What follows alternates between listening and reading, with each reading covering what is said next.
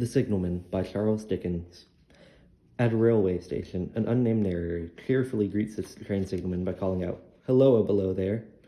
Despite the signalman's initial reserve, he eventually allows the narrator to join him in his underground post. The narrator observes the grim surroundings. The signalman's workspace is dimly lit, with little exposure to sunlight, and he must constantly face a red light near a tunnel. Curious about the railway industry, the narrator questions the signalman about his job. Initially hesitant, the signalman warms up to the conversation, inviting the narrator into his box and explaining his duties. The narrator wonders around the signalman's education, to which the signalman reveals that he once pursued natural philosophy, but he missed his chance for a professional career. However, he accepts his circumstances without bitterness. While the signalman appears diligent in his work, he also seems distracted, frequently glancing towards the red light even when no trains are present. He promises to explain his behavior the following night. When the narrator returns, the signalman reveals the reason for his unease. He recounts encounters with a ghostly figure near the tunnel's red night, which preceded tragic accidents on the railway. Despite his attempts to alert other stations, the accidents still occurred. The first appearance of the ghost started on a moonlit night. The signalman heard someone shout, "Hello, below there." The signalman saw what appeared to be a man yelling and violently waving his arms. He ran to see what had happened, but as he drew near, the man disappeared. He chased the man for 500 yards into the deep, dark tunnel, to no avail.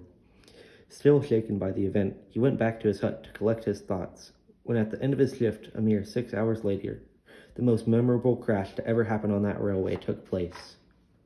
4 hours later, after this occurrence, the dead and wounded were taken into the railway hut. The next appearance wouldn't occur until 6 months later. The signalman saw the same man at the end of the tunnel, but this time he was calm and leaned gently against the tunnel. The signalman refrained from chasing the figure and sat down to collect his thoughts. The same day, a passenger train went by.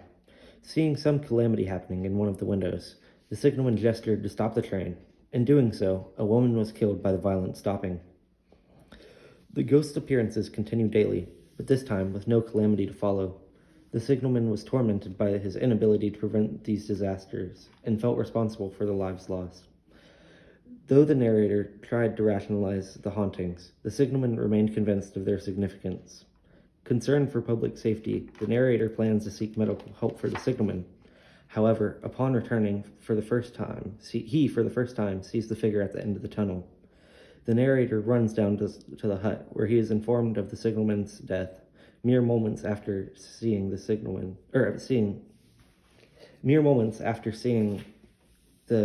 ghost.